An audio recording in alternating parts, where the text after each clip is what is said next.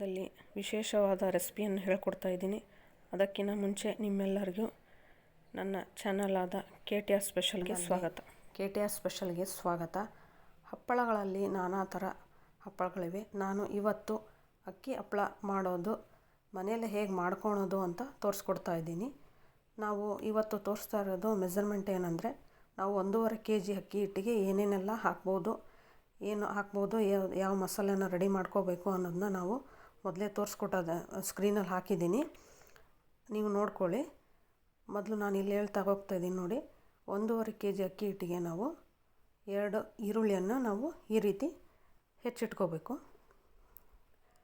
ಸ್ವಲ್ಪ ಕರಿಬೇವನ್ನು ತಗೋಬೇಕು, ಸ್ವಲ್ಪ ಉಪ್ಪು, ಸ್ವಲ್ಪ ಅರಿಶಿನ, 1-2 ಟೇಬಲ್ ಸ್ಪೂನಷ್ಟು ಜೀರಿಗೆ, 1/4 kg ಆಗೋಷ್ಟು ಹಸಿಮೆಣಸಿನಕಾಯಿ, 4-5 ಬೆಳ್ಳುಳ್ಳಿಯನ್ನು ಸಿಪ್ಪೆ ತೆಗೆದಿಟ್ಕೋಬೇಕು, 1-2 ಟೇಬಲ್ ಸ್ಪೂನಷ್ಟು ಅಜ್ವಾಯಿನ, 1-2 ನಿಂಬೆಹಣ್ಣು ತೊಗೊಂಡು ಅದರ ರಸ ತೆಗೆದಿಟ್ಕೋಬೇಕು, ಮತ್ತು ಸ್ವಲ್ಪ ಕೊತ್ತಂಬರಿಯನ್ನು ತೊಗೋಬೇಕು.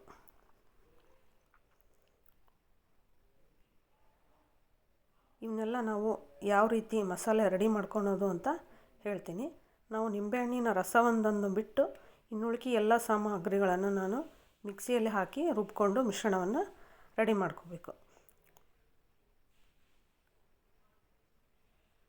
ಅದಕ್ಕಿಂತ ಮೊದಲು ನಾವು ಈ ಹಸಿಮೆಣಸಿಕಾಯಿಯನ್ನು ಒಂದು ಪಾತ್ರೆಯಲ್ಲಿ ತೊಳೆದು 2-3 ನಿಮಿಷಗಳ ಕಾಲ ಚೆನ್ನಾಗಿ ಕುದಿಸ್ಕೋಬೇಕು. ಇವೆಲ್ಲ ಮನೆಯಲ್ಲೇ ಮಾಡ್ಕೊಳೋದ್ರಿಂದ ನಮಗೆ ತುಂಬ ಖುಷಿ ಕೊಡುತ್ತೆ. ನೋಡಿಲಿ, ಒಂದು ಪಾತ್ರೆಯಲ್ಲಿ ಸ್ವಲ್ಪ ನೀರನ್ನು ಹಾಕಿ ನಾನು 3 ನಿಮಿಷಗಳ ಕಾಲ ಕುದಿಸ್ಕೊಂಡು ಈ ರೀತಿ ತಗೊಂಡಿದ್ದೀನಿ. ಇದು ಸ್ವಲ್ಪ ಆರಿದ ನಂತರ ನಾವು ಮಿಕ್ಸಿಯಲ್ಲಿ ನುಣ್ಣಗೆ ಎಲ್ಲ ಸಾಮಗ್ರಿಗಳನ್ನು ಹಾಕಿ ನುಣ್ಣಗೆ ಪೇಸ್ಟ್ ಮಾಡ್ಕೋಬೇಕು. ನೋಡಿ, ಇಲ್ಲಿ ತೋರಿಸ್ತೀನಿ.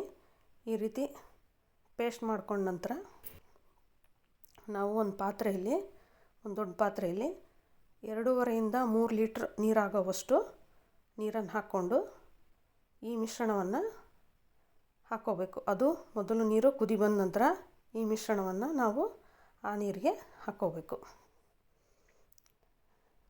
ನೋಡಿ, ಒಂದು ಪಾತ್ರೆಯಲ್ಲಿ ನೀರು ತೊಗೊಂಡಿದ್ದೀನಿ. ಇಷ್ಟು ನೀರು ನನಗೆ ಸಾಕಾಗುತ್ತೆ ಅನಿಸುತ್ತೆ. ಆದ್ದರಿಂದ ನನ್ನ ಅಳತೆಗೆ ಅನುಕೂಲಕ್ಕೆ ನಾನು ನೀರನ್ನು ತೊಗೊಂಡಿದ್ದೀನಿ. ನೋಡಿ, ಒಂದು ಪಾತ್ರೆಯಲ್ಲಿ ನೀರು ಕುದಿ ಬಂದ ನಂತರ ನಾನು ಈ ಮಿಶ್ರಣವನ್ನು ಹಾಕಿ ಚೆನ್ನಾಗಿ 3 ನಿಮಿಷಗಳ ಕಾಲ ಕುದಿಸ್ತಾ ಇದ್ದೀನಿ.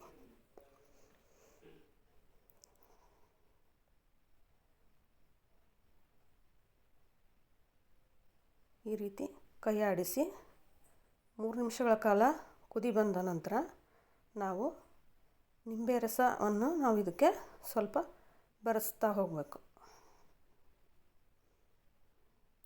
ಈ ಕುದಿ ಬಂದ ನಂತರ ಹಾಕಿದರೆ ತುಂಬ ಚೆನ್ನಾಗಿರುತ್ತೆ. ಮೊದಲೇ ಹಾಕಿದರೆ ಸ್ವಲ್ಪ ಕಹಿ ಬಂದುಬಿಡುತ್ತೆ. ಆದ್ದರಿಂದ ನಾವು ನಿಂಬೆ ರಸವನ್ನು ಆಮೇಲೆ ಹಾಕ್ತಾ ಹೋಗಬೇಕು.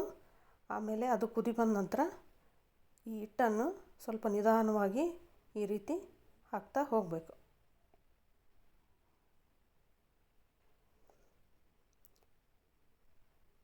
ಎಲ್ಲವನ್ನು ಹಾಕಿ ಗ್ಯಾಸನ್ನು ಸಿಮ್ಮಲ್ಲಿಟ್ಕೊಂಡು ಒಂದು 40 ನಿಮಿಷಗಳ ಕಾಲ ಕುದಿಸ್ಕೋಬೇಕು. 40 ನಿಮಿಷಗಳ ಕಾಲ ಕುದಿಸ್ಕೊಂಡ ನಂತರ ಈ ರೀತಿ ಆಗುತ್ತೆ.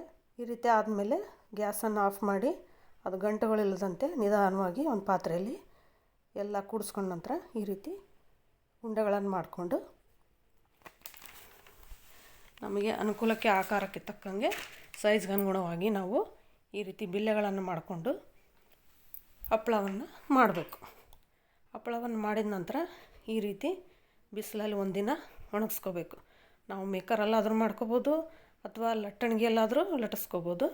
ಅವರ ಅನುಕೂಲಕ್ಕೆ ತಕ್ಕ ಹಾಗೆ ಮಾಡ್ಕೋಬೋದು.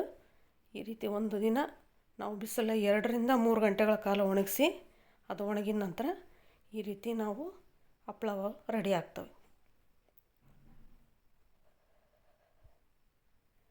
ನೋಡಿ ಎಣ್ಣೆಯಲ್ಲಿ ಬಿಡ್ತಾಯಿದ್ದೀನಿ. ಈ ರೀತಿ ಗರಿ ಗರಿಯಾದ ಹಪ್ಪಳ ರೆಡಿ ಆಗ್ತವೆ. ಈ ರೀತಿ ಮಾಡ್ಕೊಳೋದ್ರಿಂದ ನಾವು 2ರಿಂದ 3 ವರ್ಷಗಳ ಕಾಲ ಈ ರೀತಿ ಹಪ್ಪಳವನ್ನು ನಾವು ಶೇಖರಣೆ ಮಾಡ್ಕೋಬೋದು.